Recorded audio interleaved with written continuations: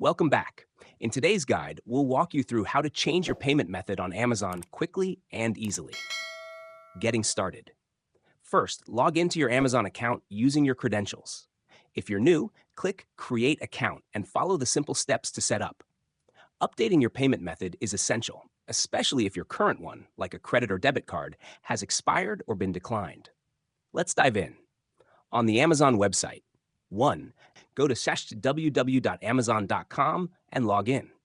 2. Hover over Accounts in the top right corner, then click your payments from the menu. 3. In this section, you'll see all your saved payment methods. To update, click Edit or Remove next to the payment method you want to change. 4. To add a new method, click the Add Payment Method button. Enter your details and save. This ensures smooth transactions for future purchases or subscriptions. On the Amazon app, 1. Open the Amazon app and tap the profile icon at the bottom of the screen. 2. Navigate to your account and scroll to your payments. 3. Here you can view, edit, or remove your saved payment methods, just like on the website. If needed, you can also add a new method by tapping the appropriate option and entering your details. Troubleshooting.